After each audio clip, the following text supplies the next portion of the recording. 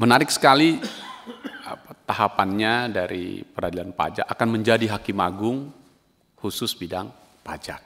Maka itu tertinggi lah. Tapi di Mahkamah Agung kamarnya itu tun khususnya perpajakan. Jadi nama kamarnya tun dan pajak lah kalau mesti digitukan. Nah, dua ini menarik sekali bagi saya dan saya ingin Ibu menjawabnya atau bagaimana pandangan Ibu. Kira-kira begini maksud saya. Belakangan ini kita diingatkan kembali dengan kasus BLBI, sehingga negara membentuk Satgas BLBI untuk mengambil hak negara, penanganannya pemulihan hak negara berupa hak tagih negara atas sisa piutang negara dari BLBI maupun aset propertinya. Ini kan dulu ini perdata ini yang kemudian digunakan lagi ke perdataannya, tapi memungkinkan dia menjadi sengketa tun.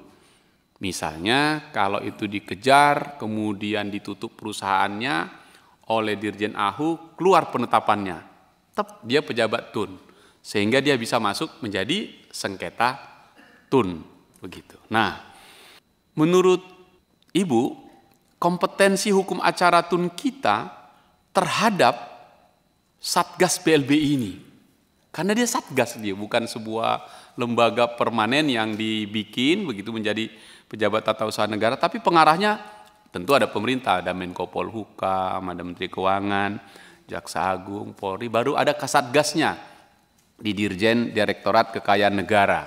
Dan memang harus begitu untuk mengambilkan keuangan negara tadi. Tapi poin saya adalah dalam sengketa ini, apakah atau bagaimana pendapat Ibu mengenai sentuhan atau irisan, ya, irisan antara sengketa tunnya tadi dengan kewenangan asas-asas pemerintahan umum yang baik, gitu ya. Kalau kita bicara tentang tun kan begitu. Kalau ini Ibu ceritakan semua tadi teknisnya itu adalah pajak begitu, tapi Ibu akan masuk di kamarnya tun gitu, yang nanti mungkin akan bersentuhan karena jumlah hakim agung di kamar tun itu terbatas.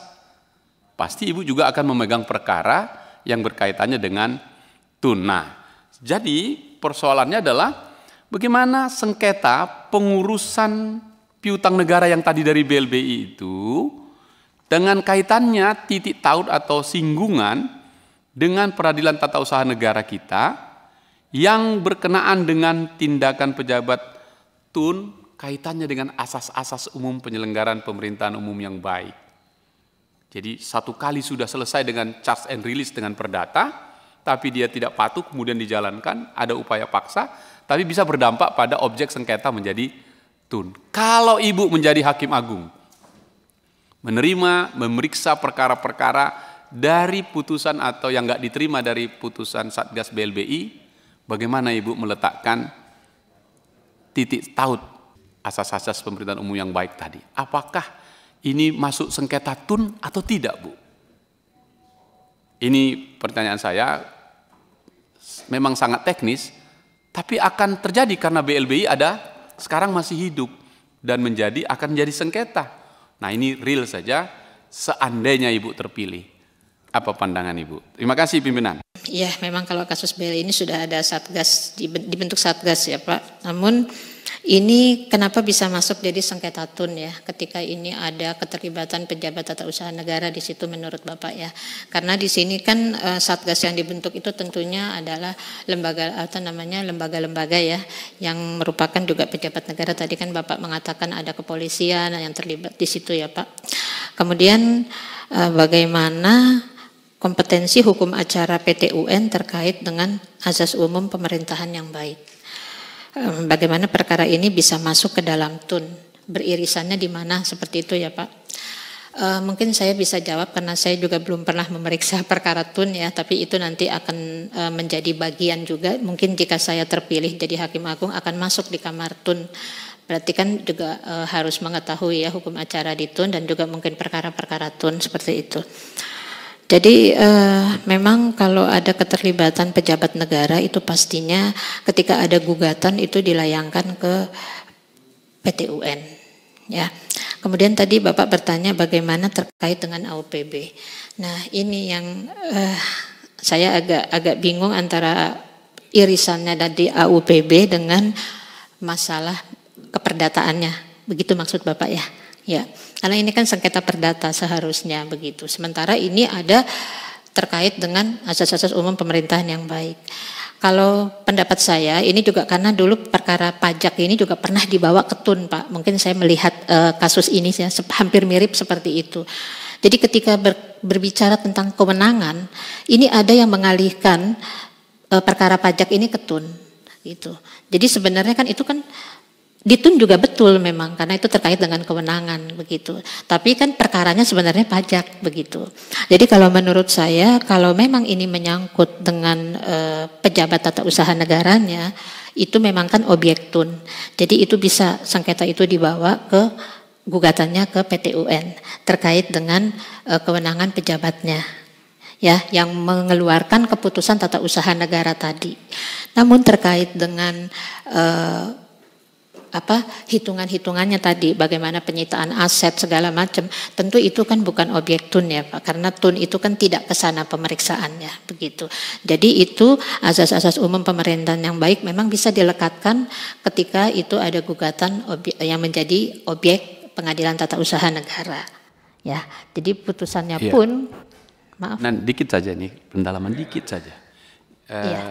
Kaitannya itu kan nanti kan Ibu di Hakim Agung ya. Saya membaca berita, membaca informasi bahwa tadi sudah dimasukkan ke sengketa TUN, rata-rata ditolak itu langsung karena bukan kewenangan kompetensi absolutnya, langsung ditolak gitu. Karena kan nanti dia kan kasasi kan, sampai ke atas. Padahal itu produk TUN juga gitu. Seandainya nanti Ibu jadi Hakim Agung di bidang ini, apakah penolakan TUN selama ini karena itu dianggap bukan sengketa kewenangan sengketa TUN, Ibu bisa luruskan kan gitu. Tadi misalnya kalau kita ikuti jalan pikiran sahabat saya Pak Asrul tadi, putusan-putusannya yang memang menjadi acuan ya. Karena tadi kan kalau saya mau sebut lagi tadi BLBI, terus keluar nanti jadi putusannya pejabat tata usaha negara masuk ke TUN, tapi langsung dianggap itu bukan kewenangan TUN karena itu Satgas gitu. Itu yang saya ingin minta pandangan Ibu. Kalau nanti naik ke tempat Ibu gitu, nanti Ibu nanti yang akan ngadili itu. Karena dianggap itu adalah keputusan Satgas ya, bukan keputusan pejabat tata usaha negara, gitu maksudnya ya Pak. Padahal Satgas itu kan juga ada keterlibatan beberapa pejabat tata usaha negara di situ ya. Ya, ini hampir sama dengan kasus yang perkara pajak ini juga Pak. Memang awalnya itu diadili di TUN, namun akhirnya dari TUN sendiri ini sekarang untuk sengketa-sengketa yang seperti ini di pajak itu dikembalikan ke pengadilan pajak. Karena TUN tidak berwenang memutus masalah kewenangan pejabat publiknya tadi. Ini yang terjadi sekarang. Sehingga itu harus dikembalikan ke pengadilan pajak dan kita memaksa masuk ke dalam materinya. Nah, kalau yang seperti ini, tadi kan Bapak mengatakan ini kan masuk ke dalam TUN tapi ditolak karena dianggap ini adalah keputusan Satgas.